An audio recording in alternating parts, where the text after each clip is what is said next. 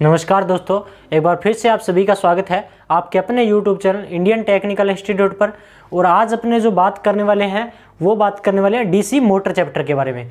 DC motor का जो वर्गीकरण है वो हम लोग जो है इस वीडियो के अंदर करने वाले हैं।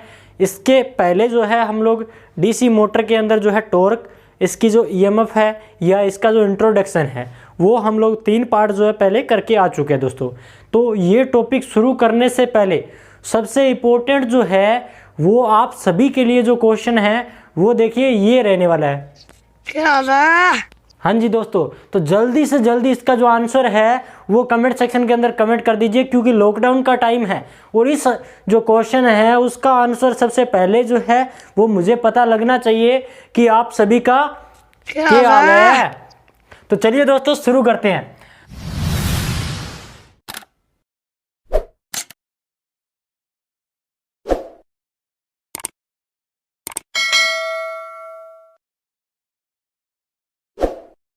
तो ये जो डीसी मोटर है इसका वर्गीकरण हम लोग देख रहे हैं कि डीसी मोटर है वो कितने प्रकार की है दोस्तों। तो डीसी मोटर जो है उसके वर्गीकरण की बात करने वाले हैं। तो डीसी मोटर जो है सामान्यतः कितने प्रकार की होती है? 2 प्रकार की होती है दोस्तों। 2 प्रकार कौन कौन से? तो सबसे पहले है पृथक उत्तेजित। पृथक उत्तेजित 2 प्रकार नहीं है, वो सारे के सारे प्रकार रहेंगे जो आपके डीसी जनरेटर के थे। ठीक है, तो मैं सारे के सारे प्रकार एक बार फिर से आपको रिवाइज करवा देता हूं। पृथक उत्तेजित मोटर, उसके बाद में कौन कौन सी आएगी? तो स्व उत्तेजित मोटर।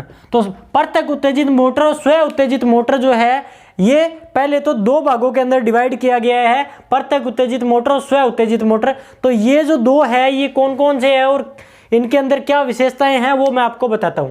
तो ये देखिए पृथक उत्तेजित की बात आ रही है, तो इसमें क्या होता है कि आपकी कोई भी मोटर होगी उसमें एक क्या होगा? फील्ड वाइंडिंग होगी। दूसरा आपका क्या होता है? एक आपका आर्मेचर होता है। यहाँ पे एक आपका आर्मेचर होता है और एक आपकी क्या होती है? फील्ड वाइंडिंग होती है। तो इसमें क्या होता है कि आपकी पृथक उत्तेजित मोटर के अंदर जो फील्ड वाइंडिंग है उसको अलग से सप्लाई दी जाती है और आपका जो आर्मेचर है इस आर्मेचर को क्या किया जाता है? अलग से सप्लाई दी जाती है। तो अलग अलग सप्लाई दे रही हैं, इसका मतलब क्या है? पृथक यानी कि अलग अलग सप्लाई दे रहे हैं, इसीलिए इस मोटर को क्या बोल दिया गया दोस्तों? पृथक उत्तेजित मोटर बोल दिया गया। समझ में आ गया होगा। लेकिन हम लोग इसके साथ साथ में इसके जो टर्मिनल है उनको भी देखने वाले हैं। तो टर्मिनल बहुत ज़्यादा इंपॉर्टेंट रखेंगे। पेपर में क्या होता है कि टर्मिनल के बारे में पूछ लिया जाता है। तो A1 और A2 के द्वारा आपके जो आर्मेचर के जो टर्मिनल है उनको A1 और A2 के द्वारा, और आपकी जो फील्ड वाइंडिंग है उसके टर्मिनल F1 और F2 के द्वारा, यानी कि जो पृथक उत्तेजित जो आपकी मोटर होगी उसके अंदर जो फील्ड वाइंडिंग होगी उसके टर्मिनल किसके द्वारा? F1 और F2 के द्वारा शो किए जाएंगे। समझ में आ गया इतना? अब देखते हैं इसके बाद में स्व उत्तेजित मोटर के बारे में। तो ये इतना आ गया है। अब देखते हैं कि वो कितने प्रकार की है स्व उत्तेजित मोटर, तो उसके बारे में थोड़ा सा देखते हैं। तो ये जो स्व उत्तेजित मोटर है दोस्तों, ये स्व उत्तेजित मोटर आपकी फिर से आगे 2 प्रकार की है। ये जो मोटर रहेगी ये आपकी रहेगी स्थायी चुंबक प्रकार की, यानी कि स्थायी चुंबक प्रकार की। और दूसरा जो प्रकार रहेगा वो आपका रहेगा अस्थायी चुंबक, या फिर हम बोल सकते हैं विद्युत चुंबक प्रकार की।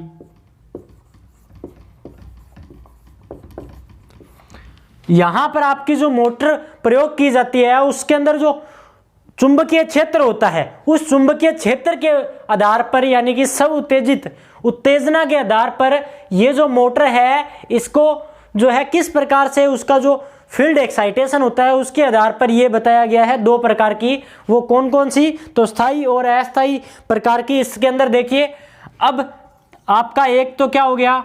आर्मेचर हो गया, और इस आर्मेचर के पास में आपका क्या होना चाहिए? एक चुंबकीय क्षेत्र होना चाहिए। तो ये जो चुंबकीय क्षेत्र होगा ये अगर मोटर के अंदर फिक्स कर दिया गया है, मोटर के अंदर परमानेंटली लगा के छोड़ दिया गया है, तो उस कंडीशन में हम जो आपकी मोटर होगी उसको किस प्रकार की मोटर बोलेंगे, तो स्थायी चुंबक प्रकार की मोटर बोलेंगे। इतना समझ में आ गया क्या? यानी कि जैसे आपने मोटर बनाई, माना ये आपने कोई मोटर बनाई, ये आपने कोई मोटर बनाई, इस मोटर के अंदर देखिए ये आपके क्या है, पोल है, और इन पोल के बीच में यहाँ पर आपका क्या लगा हुआ है, आर्मेचर लगा हुआ है। ये मानिए ये आपका बीच में आर्मेचर लगा हुआ है, यहाँ पर आपके क्या है, दो पोल लगे हुए हैं। तो अब ये जो दो पोल है, ये जो दो पोल है, ये अगर इस आपकी मोटर में परमानेंटली लगाकर छोड़ दिए गए हैं, इनको बाद में चेंज नहीं किया जा सकता, या फिर इनकी जो चुंबकशीलता है यानी कि इनका जो एक्साइटेशन है, फील्ड है, उसको और बढ़ाया नहीं जा सकता, तो उस कंडीशन में हम लोग इसको स्थायी चुंबक प्रकार का बोलेंगे, स्थायी चुंबक प्रकार की मोटर बोलेंगे। इतना समझ में आ गया तो बहुत बढ़िया बात है। नीचे वीडियो को लाइक कर दीजिए। अब देखते हैं अस्थायी चुंबक प्रकार की दोस्तों। तो अस्थायी चुंबक प्रकार की मोटर देख रहे हैं। तो अस्थायी चुंबक प्रकार की जो मोटर है, इसको भी इन्होंने कितने भागों में बांटा है, तो इन्होंने बांटा है 3 भागों में दोस्तों।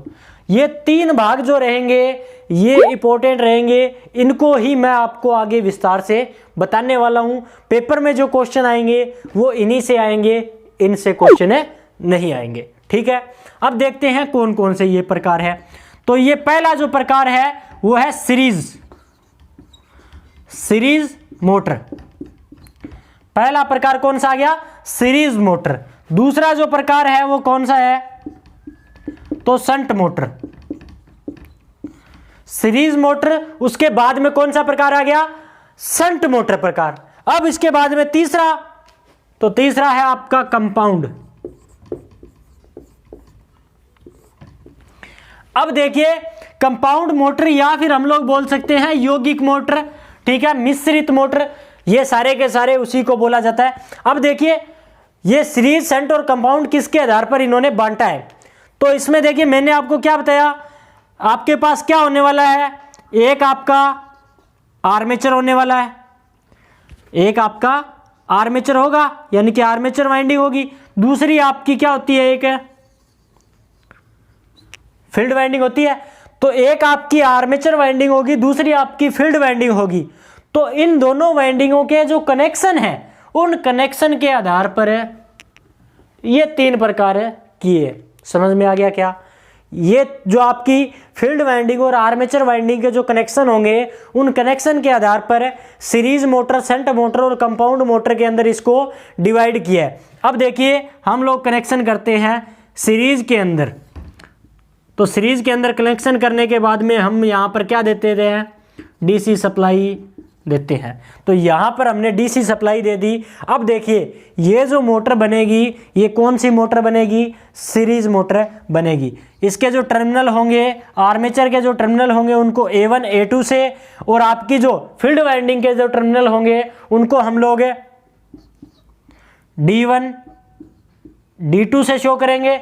अब देखिए इसके बाद में अपने बात करते हैं शंट मोटर की। तो इसके अंदर भी एक आर्मेचर होगा, इसके अंदर भी एक फील्ड वाइंडिंग होगी। अब इनके जो कनेक्शन है ये किस में किए जाएंगे, समांतर में किए जाएंगे भाई। समांतर में अगर कनेक्शन किए जा रहे हैं तो उस मोटर को हम लोग क्या बोलेंगे, तो यहां पर इस मोटर को हम लोग क्या बोलेंगे, शंट मोटर बोलेंगे। अब शंट मोटर के जो कनेक्शन है उसमें आर्मेचर के जो टर्मिनल होंगे वो तो वही रहेंगे A1 A2, और आपकी जो फील्ड वाइंडिंग के जो टर्मिनल है वो क्या होंगे, E1 और E2 के अंदर चेंज हो जाएंगे। अब देखिए यहां पर वाइंडिंग जो है ना उसमें थोड़ा सा डिफरेंस होता है। चलो ये आपको जब आगे मोटर डिफाइन करवाएंगे तभी करवाएंगे। अब इसके बाद में कंपाउंड मोटर की बात करते हैं। तो कंपाउंड या फिर यौगिक या फिर मिश्रित की बात आ रही है, मिश्रण की बात आ रही है। तो इसमें क्या होता है कि वाइंडिंग जो होगी वो सीरीज वाइंडिंग, शंट वाइंडिंग और आपकी आर्मेचर वाइंडिंग, तीनों को अगर एक साथ कहीं पर रखा जाता है तो उस मोटर को क्या बोल दिया जाता है, कंपाउंड मोटर बोल दिया जाता है। समझ में आया क्या? अभी मैं दिखाता हूं कैसे। अब देखिए आपकी यहां पर एक वाइंडिंग जो है ये आपका आर्मेचर हो गया, और इस आर्मेचर के यहां पर एक वाइंडिंग जो है समांतर में लगी, दूसरी वाइंडिंग जो है यहां पर श्रेणी क्रम में लगा दी। यानी कि अब देखिए, एक वाइंडिंग हमने आर्मेचर के श्रेणी क्रम में और एक वाइंडिंग समांतर क्रम में, तो दोनों वाइंडिंग एक साथ अगर आ जाती है तो उसको कंपाउंड, यौगिक या फिर मिश्रित मोटर बोलेंगे। अब टर्मिनल वही रखने हैं, बार बार मैं टर्मिनल इसीलिए लिख रहा हूं ताकि याद होने चाहिए। Terminal D1, D2, A1, A2, E1, E2, terminal बार बार इसीलिए लिख रहा हूं ताकि याद होने चाहिए। कनेक्शन समझ में आया क्या, किस आधार पर बांटा, ये समझ में आया क्या। अब देखते हैं इनके भी आगे कोई पार्ट है या फिर नहीं है। तो इनके आगे कोई पार्ट है या नहीं है, ये अपने बात अभी कर लेते हैं भाई। बहुत ही इंपॉर्टेंट टॉपिक है, तो ध्यान से अपने को पढ़ना है। अब देखिए, ये जो कंपाउंड मोटर है ना, इसके आगे दो पार्ट होते हैं। ये जो कंपाउंड मोटर होती है, इसके आगे दो पार्ट होते हैं दोस्तों। तो वो आपको पता होने चाहिए कि कौन कौन से दो पार्ट होते हैं। तो पहला जो पार्ट होता है उसको बोला जाता है cumulative compound. Cumulative compound, cumulative compound. दूसरा जो होता है वो होता है डिफरेंशियल कंपाउंड।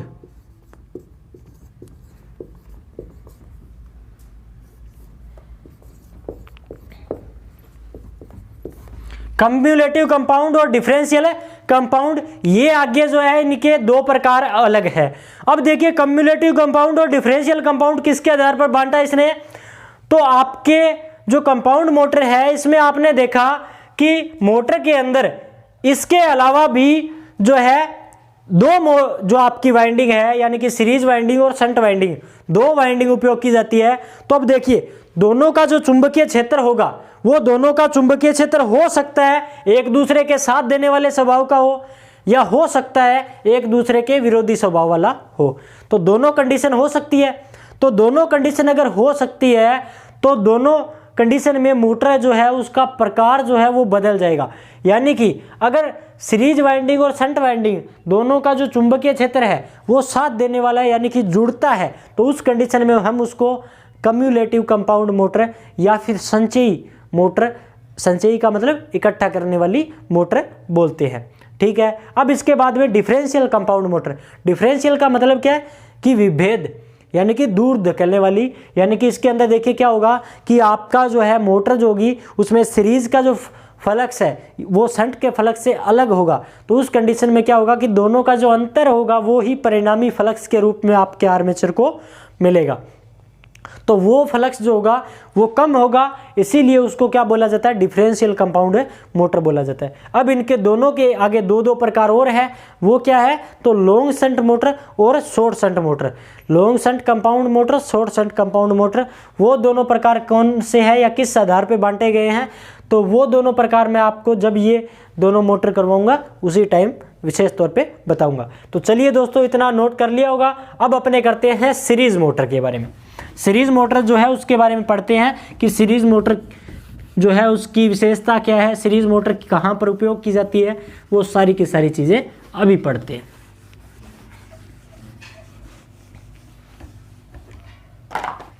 हाँ जी, तो अभी जो है अपने क्या देखने वाले हैं, सीरीज मोटर।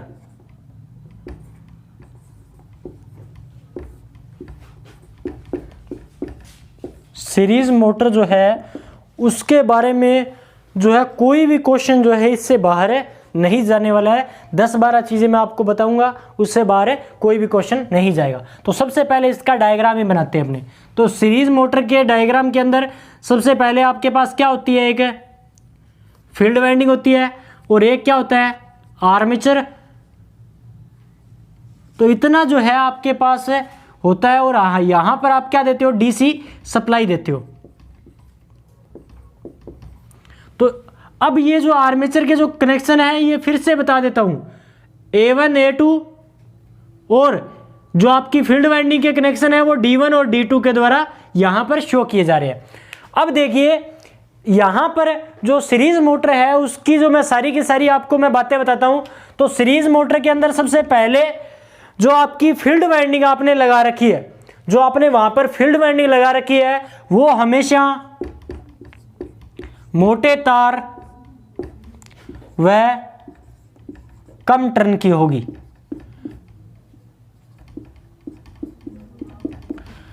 तो मोटे तार व कम टर्न की आपकी जो फील्ड वाइंडिंग है, ये वाली जो वाइंडिंग है, ये हमेशा मोटे तार और कम टर्न की होगी। आपसे पेपर में सीधा पूछ लिया जाए कि सीरीज फील्ड वाइंडिंग जो है वो होती है मोटे तार की, पतले तार की, तो इस कंडीशन में आपका जो आंसर है मोटे तार की होती है और कम टर्न उसमें होते हैं। क्यों होते हैं कम टर्न? क्योंकि उसको देखिए यहां से वो आर्मेचर के श्रेणी क्रम में जुड़ी हुई है, तो आपकी जो लोड करंट है उस लोड करंट को सहन करना पड़ेगा, इसीलिए उसको मोटे तार और कम टर्न की बनाया जाता है। अब इसके बाद में अपने बात करते हैं कि ये जुड़ी कहां पे होती है। तो कहां पर जुड़ी हुई है? आर्मेचर के श्रेणी क्रम में। आर्मेचर के श्रेणी क्रम में आपकी जो फील्ड वाइंडिंग है जुड़ी होती है। इतना समझ में आया क्या?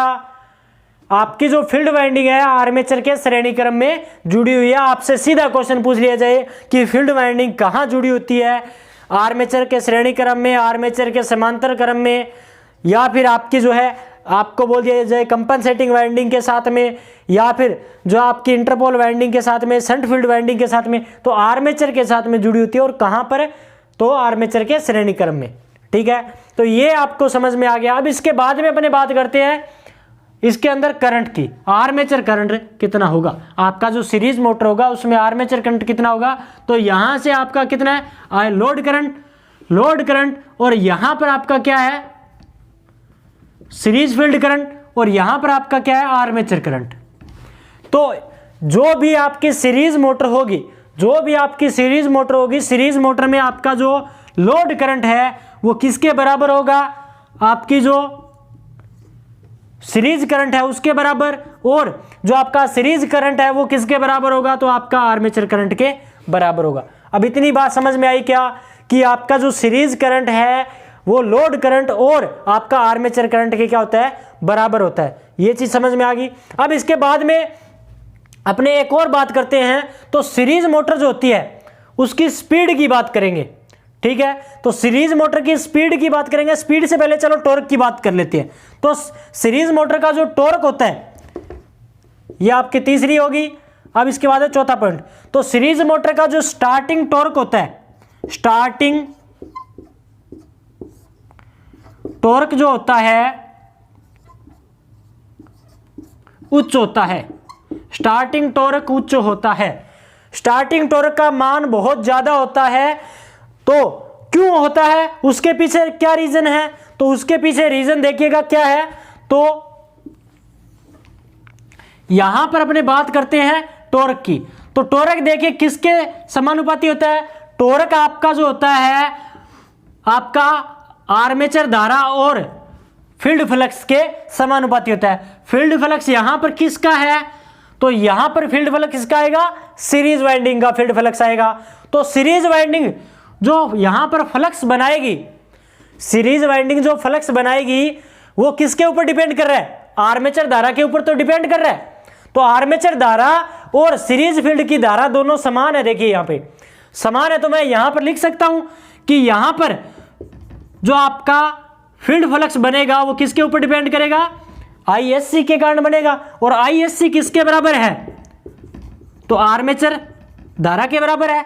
तो यहां पर मैं लिख सकता हूं कि आपका जो टॉर्क होगा वो टॉर्क किसके समानुपाती है या किसके बराबर होता है? तो टॉर्क आपका आर्मेचर धारा के वर्ग के बराबर होता है। तो इसी कारण आपका जो स्टार्टिंग टॉर्क होता है वो बहुत ज्यादा होता है। स्टार्टिंग टॉर्क का मान क्या होता है?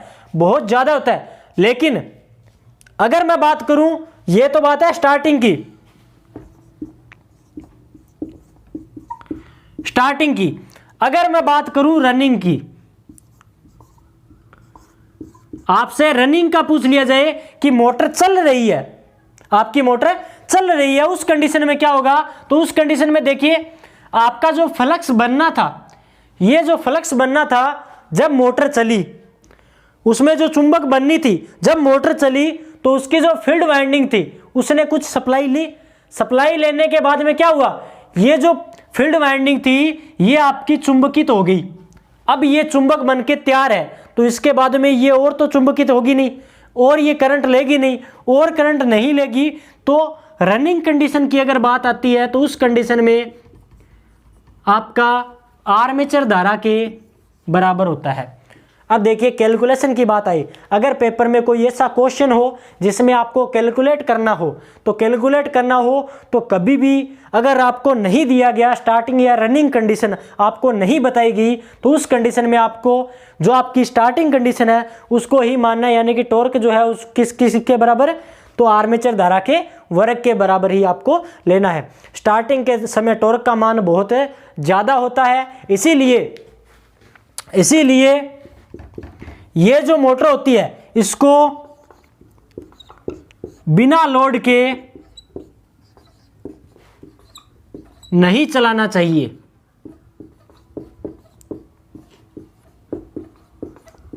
अगर आपसे पूछ लिया जाए कि ऐसी कौन सी मोटर है जिसको बिना लोड के नहीं चलाना चाहिए, तो वो कौन सी मोटर है? Series motor. सीरीज मोटर मोटे तार और कम टर्न की होती है, फील्ड वाइंडिंग आर्मेचर के श्रेणी क्रम में जुड़ी होती है। फील्ड वाइंडिंग जो आर्मेचर जो इसमें आपकी लोड धारा है वो सीरीज फील्ड धारा और आर्मेचर धारा तीनों बराबर होती है। स्टार्टिंग टॉर्क का मान उच्च होता है, क्यों होता है? तो वो रीजन ये रहा आपके सामने। अब रनिंग टॉर्क की बात आ जाती है तो टॉर्क जो है वो आर्मेचर धारा के बराबर होगा। आपको पूछ लिया जाए बिना लोड के मोटर को नहीं चलाना चाहिए, ऐसी कौन सी मोटर है, तो ऐसी कौन सी मोटर है? तो आपकी सीरीज मोटर है। इतना समझ में आया क्या? अगर इतना समझ में आया है तो नोट कर लीजिए। अब मैं आपको जो है इसके अलावा जो है इसका उपयोग बताता हूं कि इसका उपयोग कहाँ किया जाता है। तो इसका जो उपयोग है वो अपने यही लिख लेते हैं इसके साथ में उपयोग। तो इसका जो उपयोग है दोस्तों, इसका उपयोग किया जाता है ट्रैक्शन के कार्य में। ट्रैक्शन क्या होता है? तो खिंचाव, यानी कि जितने भी बाहरी खिंचाव, यानी कि मजबूत। देखिए स्टार्टिंग टॉर्क बहुत ज्यादा है, यानी कि शुरुआत में उसके पास ताकत बहुत ज्यादा है, तो ट्रैक्शन कार्य जितने भी आपके ताकत वाले कार्य हैं उन सभी के अंदर इसका उपयोग किया जाता है। चाहे आपका क्रेन हो, चाहे आपका होइस्ट हो, तो इन सभी के अंदर आपका जो है कौन सी मोटर उपयोग की जाती है? तो सीरीज मोटर। आपसे पूछ लिया जाए कि सीरीज मोटर का उपयोग कहां पर किया जाता है, तो सीरीज मोटर का उपयोग कहां पे किया जाता है? ट्रैक्शन या क्रेन या होइस्ट के कार्यों में। ठीक है, ये सारी की सारी इसकी विशेषताएं होगी, और इस विशेषताओं में से आपसे पेपर में क्वेश्चन भी पूछ लिए जाते हैं। तो इतना जो है आपको समझ में आ गया होगा। अगर समझ में आ गया तो वीडियो को लाइक कर दीजिए।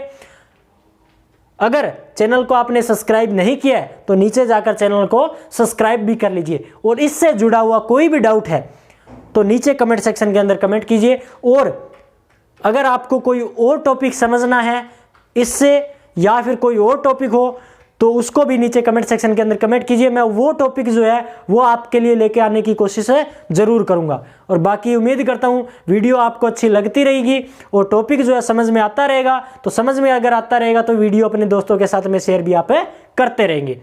चैनल को सब्सक्राइब करते हुए, कमेंट सेक्शन में जय हिंद लिखते हुए मिलेंगे नेक्स्ट वीडियो में। तब तक के लिए जय हिंद, जय भारत दोस्तों।